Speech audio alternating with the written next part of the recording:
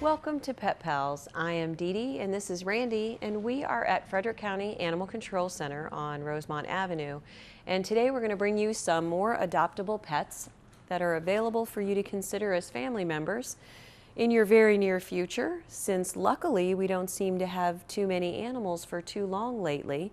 We only have about 7 dogs in the shelter, and we have a few empty cat cages. So if you are in need of a pet, it's nice to be able to say, better hurry on in. Our first guest is Mr. Black, and Mr. Black is a kitten that came to us 2 months ago as a much younger kitten with some litter mates. And he is still with us, awaiting a home 2 months later, which means he's litter trained, he is well on his way to be finished with his vaccinations, just needs a rabies shot. He's used to being handled by strangers. He's been all around the shelter, and is still young enough to have that kitten level of energy. Sometimes people come in at Christmas time and ask us about getting a kitten for Christmas. And on the one hand, if you're gonna be home for the holidays and not have a lot of company or decorations, it can be a really great time to introduce a new pet to your home. But if you're gonna be traveling, having company, Christmas time might not be the best time to introduce a new pet. And in the case of kittens, sometimes people are surprised to find out that they're born between April and October. So Mr. Black is one of the youngest kittens that you're going to find at Christmas time. And as you can see, because of his strength and energy level, bringing him home to a house full of decorations and Christmas tree would be hard on you to supervise him, and of course hard on him if you can't. So if you are thinking about getting a kitten, we do still have a few. You'll meet a couple more in a few minutes, but we do have plenty of adult cats, which we will be showing you shortly. We are back with Ginger, and Ginger is a brown tabby kitten. She's a little bit younger than Mr. Black, and because she was born late in the season, she has a really nice plush coat. And Ginger is available for adoption with or without her brother of the same age. And the reason I say with or without is because they absolutely love each other now, enjoy each other's company, and entertain each other. But if you take home 2 kittens, yes, you do get a $20 discount, but you get double trouble. 2 kittens are twice the work and twice the entertainment of 1. And one of the things that people sometimes believe is that if they get 2 kittens from the same litter, they will be best of friends for life. And that's not always true. It is natural for the kittens when they're 9 or 10 months old to want to seek out their own territories. So, as long as you are prepared for 2 individual adult cats who may or may not be best friends, then adopting 2 kittens at the same time is loads of fun because they play with each other and chase each other and just so cute. But if you were thinking, I'd really like to get 1 kitten, but I'd hate to split them up, then you should understand that nature would divide them anyway once they're teenagers. So Ginger and Barley are available for adoption together or apart, whatever suits your future plans. And of course, if you choose one of them, we will talk to you and answer all your questions that you might have about having 2 cats. Sometimes 2 cats won't share a kitty litter, so understand that if you have 2, you need double the equipment and it is double the work, but also double the joy. If you are interested in getting a baby kitten, then please come by and talk to us about Ginger and or her brother Barley.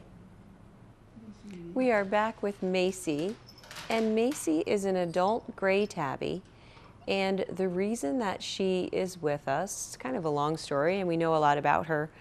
Macy came to us, Frederick County Animal Control, last year as a stray cat that was the mother of kittens.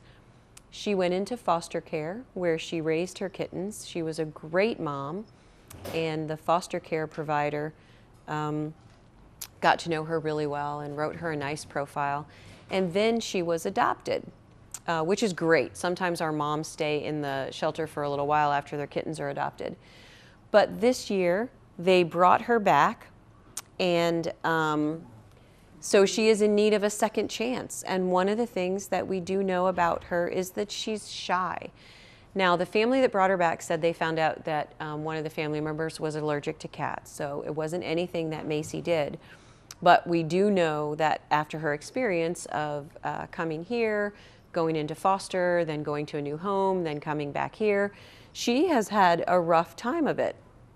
So she is a little nervous. She certainly likes people and approaches people, but she's had a lot going on and is not sure where she lives. So what I would like to find for her is a very patient new home that's going to understand that she might take a minute to get attached to you, because as far as she's concerned, people just come in and out of your life, and you go in the car and then you end up in a new world, and then sometimes you end up back at the shelter. So tough times for her, and not to mention raising her babies and having them be adopted. Now, that's perfectly natural. Cats raise their kittens for 2 months and then they send them on their way. So it's not as hard for them to lose baby kittens as it would be for a human to let a toddler go. But she still has been through a lot of changes, and she's going to need someone who is going to be patient with her and kind to her. Most people who adopt from shelters are just that. But it would be nice for her not to be placed in a home with a lot of other cats or other big dogs that are going to chase her. Or I would not recommend her for children that want to snuggle with her right away, because she's going to be afraid of that. So if you think that you have it in your heart to give Macy a second chance, or actually fourth chance by now, then please come by and meet her. She's a lovely little girl. We know a lot about her. Her foster mom would be happy to tell you what she likes and doesn't like, so that you can decide if Macy is the right cat for you. We are back with Butterfinger, and Butterfinger is an adult male red tabby with medium hair. He's very pretty. I don't know what the little black spot on his nose is, but Butterfinger is about a year old. We know that he was born on October the 26th. So if October the 26th is an important date for you, then maybe you could celebrate the next one with Butterfinger in your house. We get a lot of cats in the shelter. Probably about 7 to 10 come in every day. We aren't able to find homes for all of them because some of the cats that come in are unapproachable by people. They haven't met people and they don't trust people, and they would be dangerous to place in a home with people. But we have some great volunteers that work with us and find a limited number of those cats homes and barns after spaying and neutering and vaccinating them. But one of the challenges that we face is we actually get more friendly, healthy cats than we can find homes for immediately. So what happens is we place them on the adoption floor, as many of you have seen when you come in, and they may stay with us for a month or two before someone chooses them. So cats do very well in our shelter because we give them usually more than one cage. There's a pass-through so that they can have one bedroom and one living area, separate place for the kitty litter. We have volunteers that enrich their cages. We had an Eagle Scout make us some hammocks. So we do the best we can to make their time here as good as we can. But a lot of people ask, how much time do they have to get a home? And the way that we manage our adoption floor here, they don't run out of time. We make our tough decisions on the cats that come in at the back door. If we get cats that are not using the litter pan, have significant health problems, or, as I mentioned, cannot be approached by people, we don't offer those cats for adoption. What we do instead is keep cats like Butterfinger on the adoption floor as long as he needs to find the home that he will match with. So some things that you can do to help us out with that are, certainly, if you're interested in Butterfinger, come on down, adopt him. That would be terrific. But if you already have a cat or you're not able to get a cat, if you go to petfinder.com, put in your zip code, put in our zip code, then you're going to see pictures of all the adoptable cats we have in the shelter. If you find one that is interesting to you, either the profile is interesting or you've been to the shelter and met the cat and know something about that individual, then share that picture on your Facebook page or email it to friends that you have that might be looking for a cat. And that makes all the difference in the world. One of our volunteers takes pictures of all the cats in the shelter and posts them on Pet Finder, and in the past 10 years has gotten us over 3 million hits on our pictures, and that's more than most other shelter pages on Pet Finder. So we couldn't do it without the volunteers for sure, but you can help be part of our volunteer team by spreading the word about individual pets that are in the shelter in need, so that their time here can be a little shorter. We are back with Carmen, and Carmen is a short-haired tortoiseshell cat, quite lovely. Many people say that they prefer calico and tortoiseshell-coated cats because of their striking appearance. And the difference, in case anyone needs to know, is that tortoiseshell cats are orange and black swirled together, and sometimes they have white on their feet or face. Whereas a calico cat is mostly white, patches of orange and patches of black, not swirled together, big spots. And they're often mistaken for each other, and actually it doesn't even matter. If it's the color that you like, calico or tortoiseshell, we have plenty such cats. They are almost always females, and that is definitely the case with Carmen. And Carmen has only been in the shelter for a short time. She has a similar story to Macy, only it's even a little longer history that we have on her. She actually had her kittens in our foster care program in 2011. And then she was returned a year after her family had her. So we know a lot about her as well. And one of the things that we try to do when we adopt out cats, which you will experience or have if you've come to the shelter, we sit down and talk with you about what's involved in having a cat.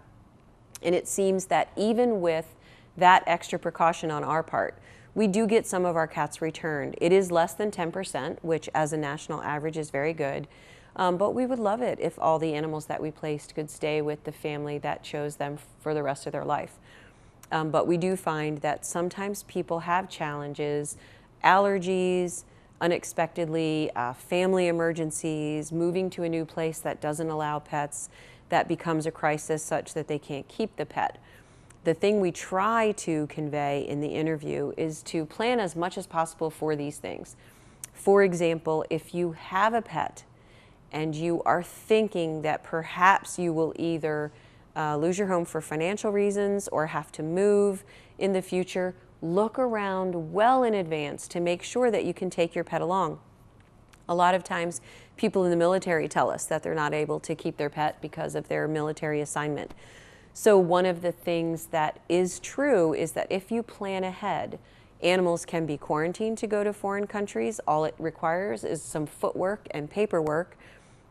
There are also some charities that will house animals temporarily for people on active duty. The problem is you absolutely have to plan ahead, because if you wait until 2 days before you move or 2 days before you're deployed, then all of those options are very limited, and you may face having to bring your animal to the shelter. One of the hard things that people experience when bringing their animal to the shelter is it's completely free to you. It is funded by tax dollars, so it's not free to the county and to taxpayers, but it is completely free to you to give up your pet. But when you do it, you are signing over all rights to your animal to the government, and that means that if we aren't able to find a home for your pet, or if your pet has unknown health problems, or in some cases undisclosed health problems, then you will not have the opportunity to change your mind later. So if you find that you have an unclear future and it might affect your pet, call us sooner rather than later. We could help you be able to keep your pet. And if that isn't possible, we can also give you information about how to find a home for your pet yourself, so that you do have some say in what happens to your little family member that you're not able to keep. In Carmen's case, she is already here. She is safe with us. We will keep her until we find her a home. And she's quite lovely, so I think that that will happen for her pretty easily. But if you think that Carmen would make a good match for you or someone that you know, please come to the shelter and let us know. We are going to be back after a short break with more adoptable animals from Frederick County, and hopefully we're going to find a match for you. Even though we have just shown you cats so far, and we're going to show you dogs in a bit, don't forget that the shelter also has guinea pigs and rats and birds and sometimes hedgehogs and chickens. If there's a certain pet that you would like to have, you can get on our wish list, so we'll call you when we have one. We will be back with more in just a minute. Hope you join us.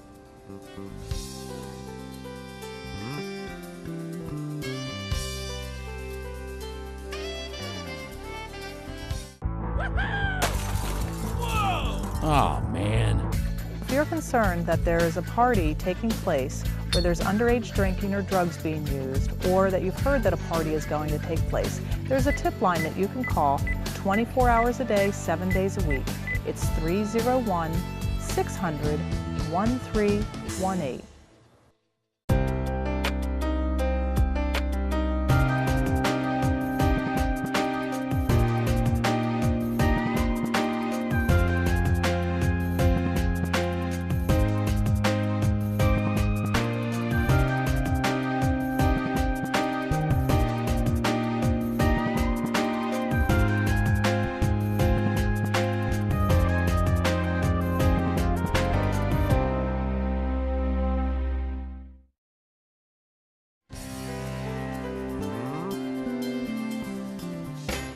Welcome back to Pet Pals. Thanks for joining us. We are here with some adoptable dogs at Frederick County, and this is Paris.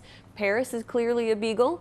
She is an adult. She is very sweet, likes people very much. But as many beagles do, if you leave her in a backyard unattended and not contained, she will leave to go find rabbits and friends and things to do. So Paris is in the shelter and in need of a new home where she'll have a little better supervision to keep her from running loose. And when she runs loose, it's not that she does anything wrong, it's just dangerous to her. If she's out and about without you, she can be hit by a car, get in contact with other dogs, and she loves everyone. She has lived with small children, and she does very well with them. And actually, I don't know if she's ever lived with cats, but certainly if you are interested in her, you could come and check out the information we have about her and see if we know that. She's very gentle, and I imagine that she would have no trouble adjusting to whatever creatures were in your family. And in the case of dog adoptions, if you already have another dog and you want to make sure that your other dog and Paris would get along, then we welcome you to bring your other dog to the shelter, and we'll bring Paris outside to see what they think of each other. Some people like to know that. We don't require it. If you know your dog loves all other dogs, then and you have some experience introducing dogs, we don't make you do that. But sometimes people want to do it, and we will help you make sure that your dog approves of your new adoption if you already have one. Paris is slippery floor. Paris is a dog that we spayed here. She originally came to us as a stray and was adopted out by a family that, as I explained, wasn't able to keep her contained because she's a beagle. One of the great things about hounds is they like everyone and will go with anyone, and then that's also the downside of hounds, is that they'll go with anyone. So they make great pets for kids, especially ones like Paris that have kid experience. And that's why many people choose them as a family pet. But you do have to be willing to give them some exercise and attention and keep your eye on them. Have a solid fence because, you know, if she smells a squirrel or a bunny, she's going to want to check it out. And she'll forget all about where the property line is until later when she turns around and says, oh no, I think I'm lost. So if you are interested, good girl, if you are interested in a dog like Paris, then please let us know. Come by the shelter, meet her, and see what you think. We are back with our next guest, Reagan, and Reagan has quite a story. Reagan is only a year and a half old, and she has already been all over the country. So from what we can figure out, she was born in Missouri. She is border collie, maybe part Sheltie, and she went to a rescue in Missouri where she was adopted by a young lady who went away to school in Texas. And when she went away to school in Texas, she wasn't able to keep Reagan. So she got her friend to fly the dog here to Maryland at no small expense to her friend's uncle's house, where they have another dog and plenty of dog experience, to see if they could find a home for Reagan.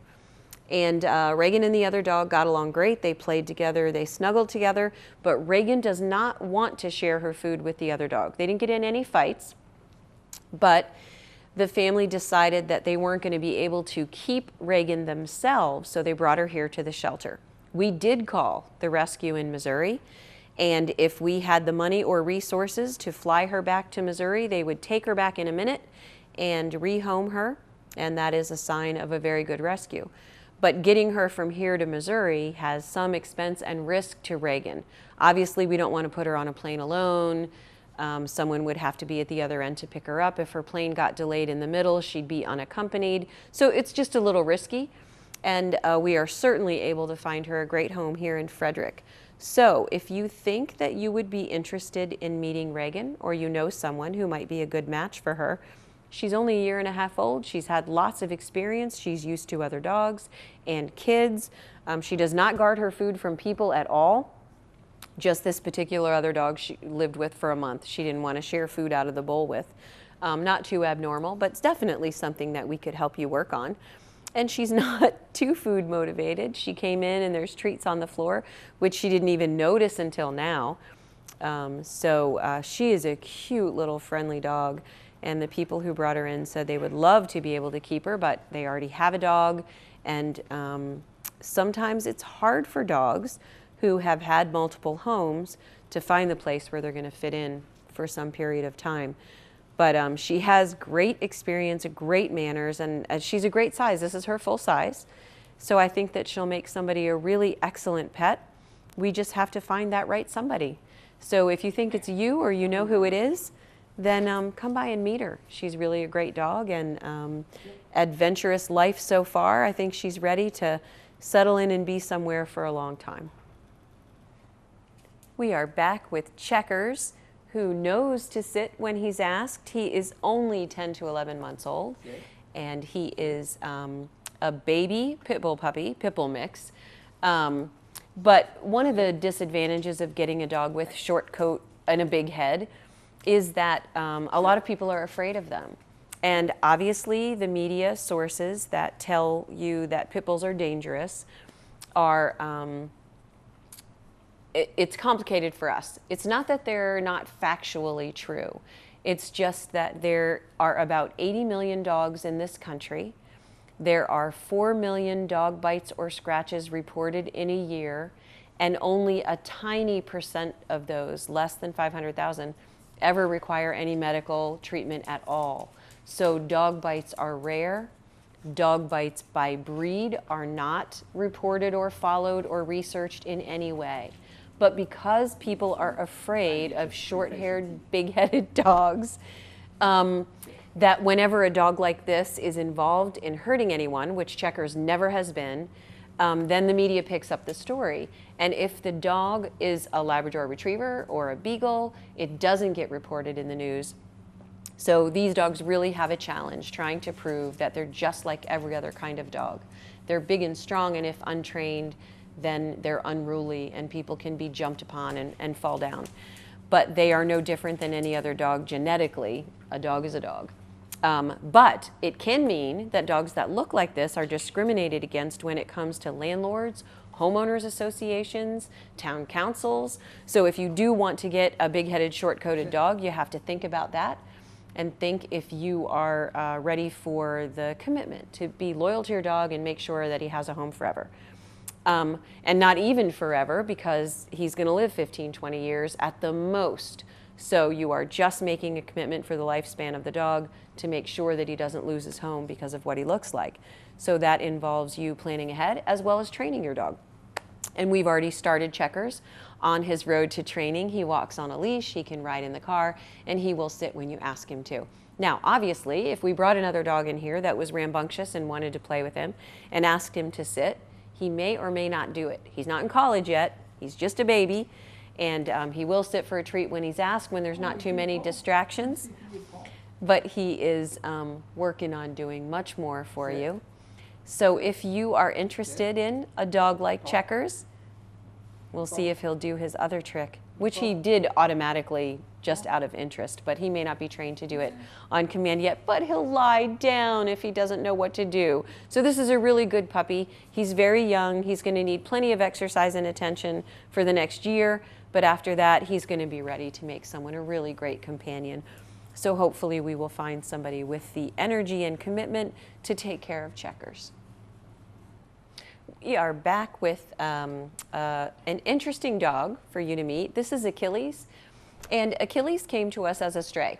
We didn't know anything about him, and if you look at him, we suspect he's Jack Russell Terrier mix, and he has kind of wiry hair.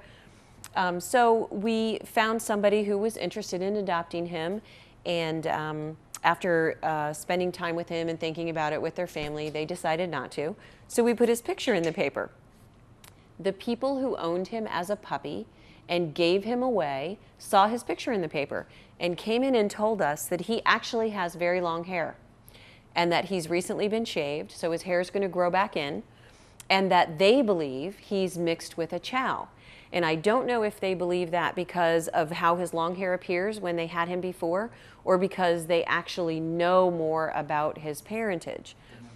But they weren't able to keep him or take him back. So they also gave us information about the people that they had given him to. And we called and got them to relinquish him to us. And so now he is in need of a new home. We know a lot about his medical history and what was done for him in his first home and his second home. And we do know that, as many dogs will, he'll leave a yard if he's left unattended. So we will need somebody who's willing to train him and work with him. Obviously, we're going to neuter him, and so that will be all taken care of when he's adopted. But it's important for anyone who looks at him now to know that he has a completely different kind of coat type of longer hair that will be part of his future as soon as it grows back. And obviously, if you like this look, you can keep him groomed short. It's totally up to you. But I would love to see him, whoever adopts him, if his hair grows long, to see a picture of him in his other appearance, because I think it would be pretty cute. Achilles has been great here in the shelter. He is interested in other dogs, but we don't know how he would be with them because we don't let them play in play groups. And he's a Jack Russell Terrier, so he's a tough dog and would probably do well with maybe agility training, or I don't know if he likes frisbees or tennis balls. I would say one of the most interesting things about working in a shelter is that it is very important for people to spay and neuter their pets. And we always remind people that if you are having a challenge to do that financially, please call us. There are plenty of programs we can direct you to that will help you.